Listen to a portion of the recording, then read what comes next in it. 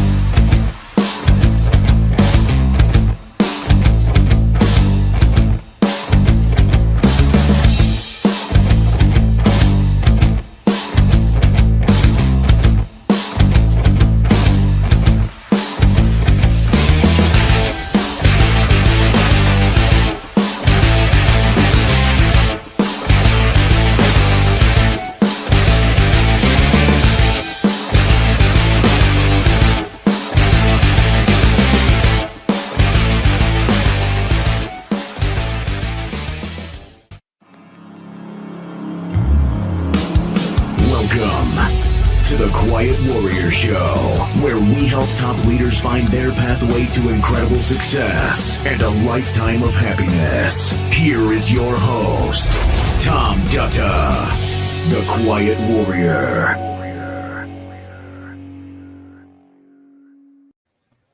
All right. Welcome, everybody, to the Quiet Warrior Show. My name is Tom Dutta. Well, today I'm the Quiet Warrior, and I'm a film producer. I'm pretty excited. We have a special guest on, but I got a few things I want to tell you about. We've been doing a series of these shows called The Way of the Quiet Warrior Real News. That's REEL, no pun intended. And, well, you might have heard that we're creating a feature film, and this is an exciting project that started some 3 years ago, and I'm going to hold it up here. We have the screenplay. This was 3 years in the making, completed, and well, we're going to announce a big addition to our team today.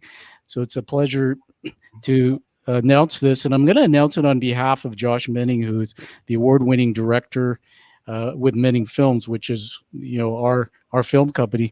I'm a producer in the film. There's a reason for that. Is this is really a film about The Way of the Quiet Warrior, a book that I had authored, and true events and a life story that spans across many people I know in my lifeline. Really excited about it. But, to do something like this, it takes a lot of talent. And I always like to say as a CEO that you need to surround yourself with talented and people a lot smarter than yourself. So I'm going to read to you an announcement from Josh Menning, our director. Film and music easily go hand in hand as a wonderful pair. It's easy for a film to fall flat with great music. And on that note, we are excited to have session and touring musician and vocalist Eddie Anders on board. Eddie has been on an amazing journey, has performed on stage and in the studio with artists like EmmyLou Harris, Dolly Parton, Steve Lukather, the Gaither Vocal Band, Albert Lee, Phil Keaggy, Percy Sledge, Mylon Lefevre, Johnny Rivers, For Him, James Burton, Amy Grant. I mean, the list goes on. I better throw out there Vince Gill because I grew up listening to his vinyl. What a dude he was. And by the way, for you Canadians out there, if you heard the Pontiac commercials back in the 80s, you might have just heard this guy that we're going to bring on, because that was probably his voice. Eddie has an incredible story and a ministry of his own, and is currently working on a title track for the film. And we're going to welcome Eddie aboard. We're glad to have him part of the film. And his role in the film is singer, songwriter, music producer, and he will be producing the original song. And just a little cheating here, I've heard it and it blew my mind. So we're going to bring Eddie on and we're going to talk all about creating that song. So just stand by while I bring Eddie onto the screen. Eddie, welcome to the Quiet Warrior Show, Real News. Thanks, Tom. Nice to be here. Thanks for the invite. I have to say, your opening music, your bumper music, doesn't sound like a quiet warrior. I was playing air guitar during the whole thing. It's just remarkable. Yeah, thank you. The audience didn't see you, but man, you had some moves there. So Eddie, let's get into it. I mean, we built you up a bit. There's such great depth behind your talent. You are a very humble man, and I've been blessed to be behind the scenes, collaborating, just checking out some of the things you're doing. I want you to pretend our audience know nothing about music. How do you create a title track and a song for a film like this? Just take it into that journey you've been on. Well, first knowing you, having met you, and then reading your book, and so and aware of a lot of your journey. So what you try to do, when I first began, I started with the lyrics for this, and tried to include things that were present in your book, and then as I would send them to you, of course, back and forth we would go tweaking, improving. And then when I started putting music to it and trying to find that feeling of the ebb and flow of the highest of highs and the lowest of lows, and a bit of depression and a bit of overcoming and all this stuff that we needed to move through, it's hard to tell a life story in a 4-minute song, but we've come pretty close, and you try to put together all the elements that capture the story. It's just not some add-on song. Sometimes it's great to have just classic tunes in a movie, but when you're writing something that's has the content that you want to communicate, it becomes special. So we took a lot of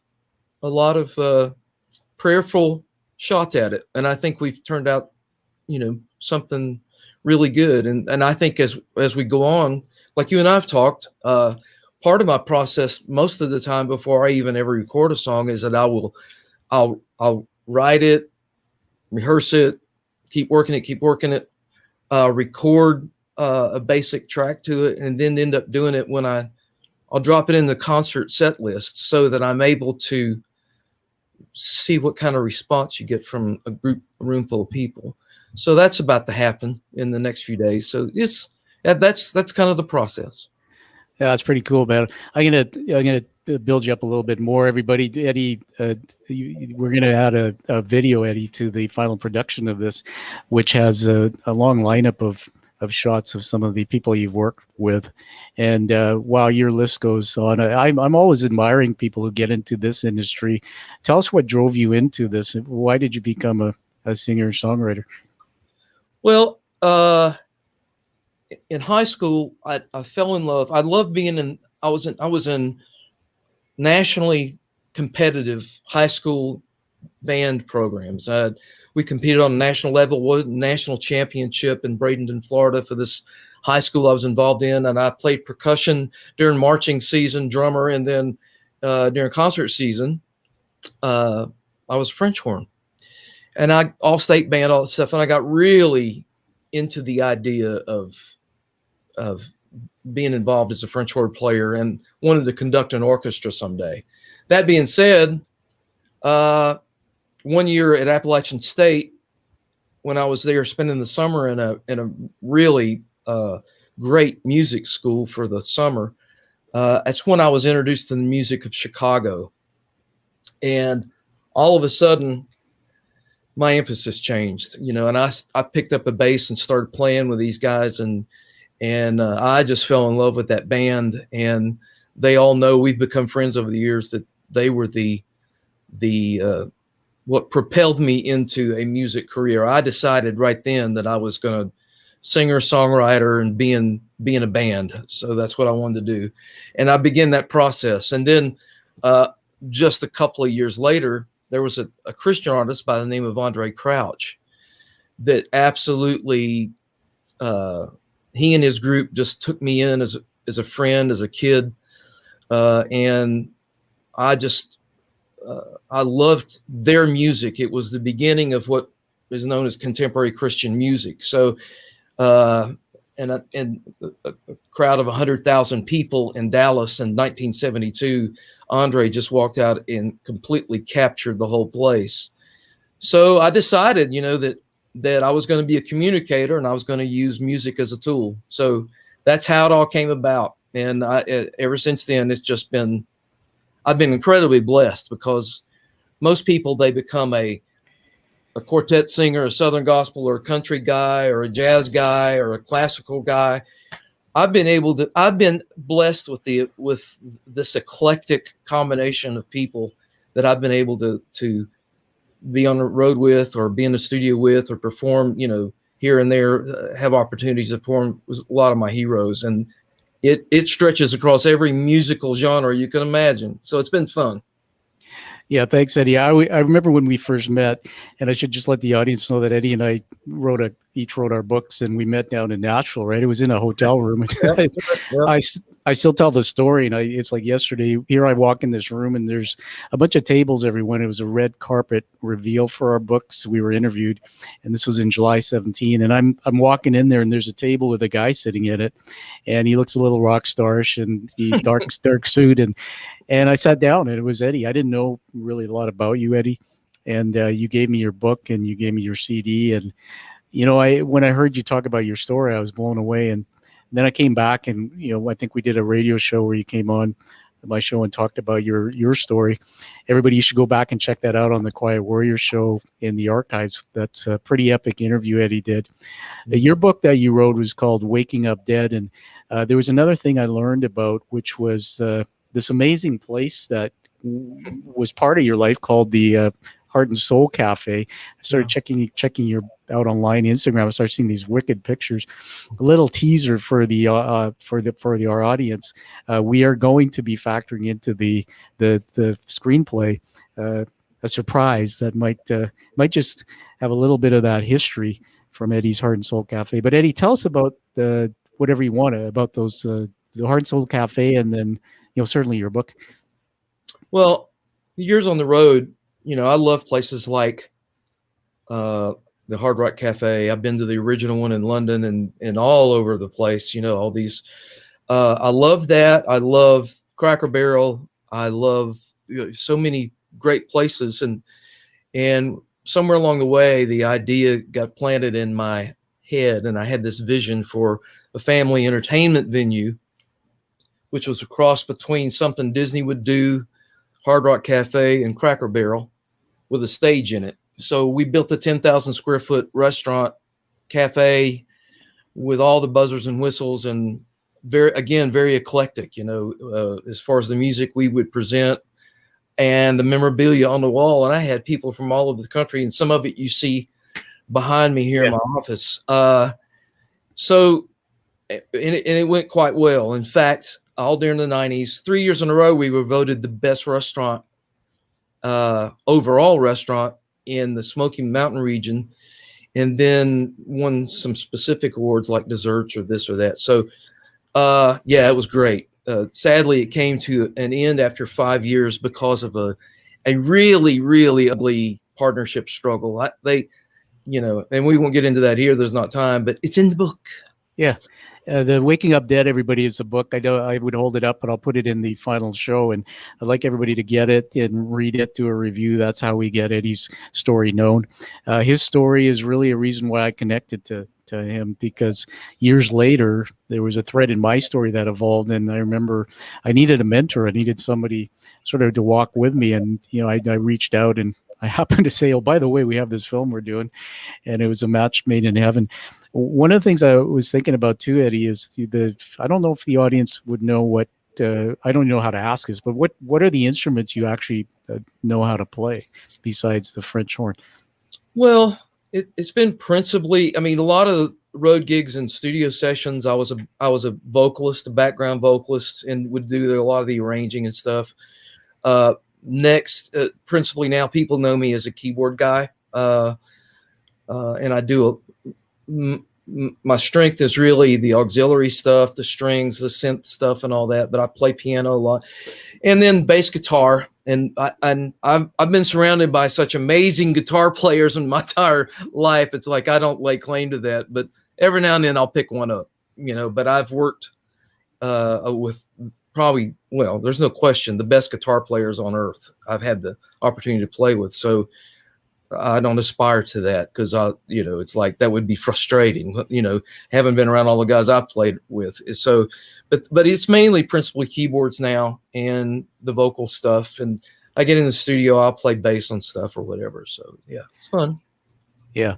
Well, I was pinching myself. I mean, we were on a call the other day with you and another fellow that we're going to be introducing very soon, who's working on the musical score, and you two will collaborate. And I think I said something like David and Goliath. I mean, I bring the story. I have a completely different background, but everybody to be around greats like this and the talent, it's pretty incredible for me. I'm learning a lot. One of the things I did learn, Eddie, was when you wrote the lyrics. I mean, this is a film that hasn't been produced yet. All you did was read the screenplay. Right. You have to actually, I think I remember saying to you, make this your song and get it into your soul, because I'm pretty picky, and if I listen to something and it hits my soul, then I know it's it. When do you know when you do something like this? When do you sort of go, after hours and hours of banging this down, I think we're there? Anything that happens? Well, a song like the one we're talking about, and I don't think I've even told you this, but there were times when I was just rehearsing, singing this, trying to find the melody, and when it finally began to evolve to reality, that's what's really cool about songwriting and creating music, just like a lot of other things that creative artists do. But, what's cool is today something exists in the form of a song and a produced item that didn't exist in any form 3 or 4 weeks ago. So it's really cool to go through that process. But what I didn't tell you is that there were a couple of moments where I got teary-eyed and goosebumps just at the prospect of what we were communicating. And that's when you begin to know, I never want to become cold and calculated and formula-driven when it comes to songwriting. And even the songs I perform of any genre, whether it's Christian music or whatever I'm doing, I don't really like to perform them unless it's something that I can embrace in my soul. So that unless I've lived it, felt it, believe it. So that's what happened. And the key to this song, as I was working on the lyrics, was the day that you told me via email. I sent you some sample lyrics and stuff, and I was trying to really write something that you would feel good about. And then you returned that email saying, the best thing you could do is to make this your song, because our stories in so many ways are so similar. And I think that's what really, I basically just kind of brushed everything off the desk, so to speak, and started all over. And I included some of the stuff that was there initially, but all of a sudden it began to grow wings. And that your encouragement with that is what I think made the difference, because it really did come from my heart and soul, no pun intended. Yeah, I remember that moment for sure. And then I remember I was saying to Anna here, my wife, that when I you sent it by a Dropbox, everybody, we exchanged the song by Dropbox. If you know what that is, it's an online tool, and it appeared on my screen as a pictograph, and it went up and down like that.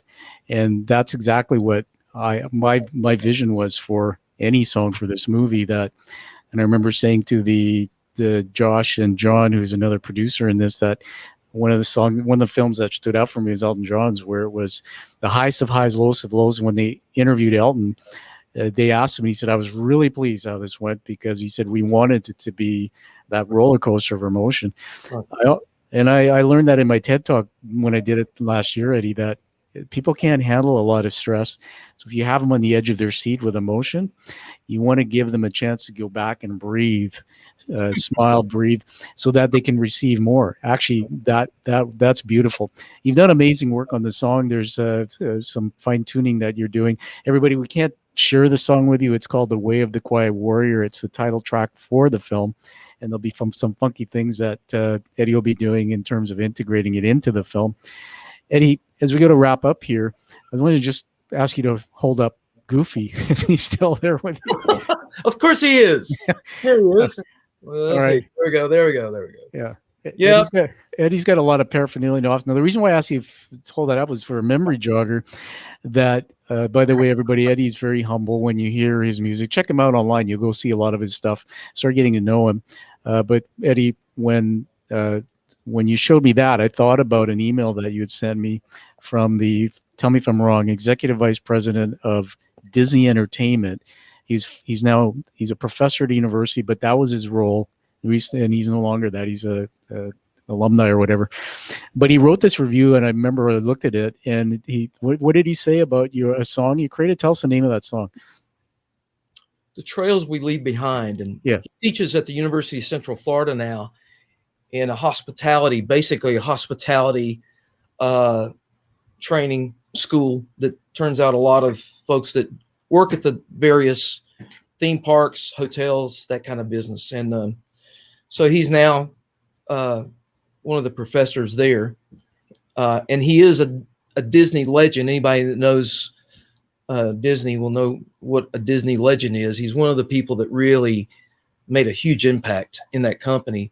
Executive vice president of the Walt Disney Company, but his role was for any live entertainment in any of the parks wherever, Broadway shows, cruise lines, everything. If it was live, Ron was producing it essentially, with a cast of thousands, of course. But he's the guy that put Beauty and the Beast on Broadway. He got I've seen the note. He had one of those little Post-it notes from Eisner that Eisner just handed to him in the hallway one day. He says, "Let's put Beauty and the Beast on Broadway." So there you go. That's who Ron Logan is, and he's over the years has become a dear friend.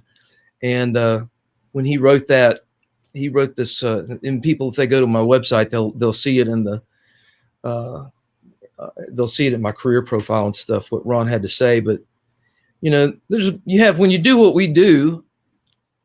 And probably with everybody, it doesn't matter what you do. We all got critics, we've all got people, we've all got pain and hurt and scars from people that have said things and hurt us in different ways and even discouraged us or, tell you all the ways you can't do what you think you're supposed to be doing. And when Ron gave me that endorsement back in 2005, 2007, somewhere right in there, it dissolved every painful thing anybody ever said to me, because Disney's been such a huge part of my life. My son works for the Disney company, has for years. And in fact, I was working one of my goals was to have our cafe at Downtown Disney in Orlando. And I had people that were working with me trying to help make that happen when it came to a crashing halt because of a partnership deal. So anyway, and Goofy's my favorite guy because, and I have Goofy and Disney stuff around me a lot because Goofy reminds me, Goofy's always the same no matter what situation he's in. It's just really cool. He's just kind of that going guy, and he's just always goofy no matter what. And that's when I see Goofy, it reminds me, okay, don't react, don't just chill. It's okay. Because most of the time, the things that we worry about are the things that feel like they're going to kill us 2 days later. They're fine. So Goofy helps remind me of that stuff. That's awesome. I can see on the back wall there's something that says "Keep calm and carry on." It's exactly what you just taught us there. It's a teaching moment, everybody. I encourage you to go to eddieanders.org. It's scrolling across the screen, and you'll be able to see Eddie's body of work. And Eddie's humble, but the fellow I just mentioned from Disney, he gave glowing review for the work Eddie did. Eddie, I'll just tell you that the thing that amazed me about you and many creators, but particularly you, is how you can actually to take a screenplay and then just come up with words that just blew my mind. You have a real gift there, man. So I think we have about 30 seconds before I move to wrap up here. You get to have the last word. Maybe tell us what it means to be involved in the Quiet Warrior film. Well, this is just another great opportunity, which I'm very thankful that you've invited me to be a part of your team and make a contribution to this. I love your emphasis and you're helping people all around the world, coaching and personal life coaching. And so, and again, here's another experience. I've written for a lot of things, and played with a lot of people and done a lot of recording as a studio session guy, but and I've even scored projects, industrial projects, videos for campaigns. I mean, all kinds of stuff that I've been able to do, but I've never been involved in a feature film. And I just love the opportunity, and I'm grateful for it. And I want to make the best of the moment. And here's just another thing on the things that I've been blessed and able to do. And I don't think it's any coincidence that we met up the way we did. And I'm glad that we've maintained friendship and communication. And now here we are. I can't wait for the day that I get on a plane and come to British Columbia. Yeah, eh? You're going to have to make this you're going to have to put a few A's in the song there, eh? That's right. Yeah, absolutely. Well, I'll wrap up on this. For everybody, we are talking to Eddie Anders, who is now the music producer and songwriter for the title track for the Way of the Quiet Warrior movie. We'll be bringing a little bit of his lifeline to life again in that film, and you'll be hearing a lot more from Eddie. So everybody go and see his website, eddieanders.org. Check out some of his music. And Eddie, thanks. It's just a blessing to have you on the team, man, and we're looking forward to the journey. Thanks, Tom. Feelings mutual. Thank you. All right. Everyone, find that true passion like you hear from Eddie. Live that life with purpose and live the life that you deserve and desire. Stand by.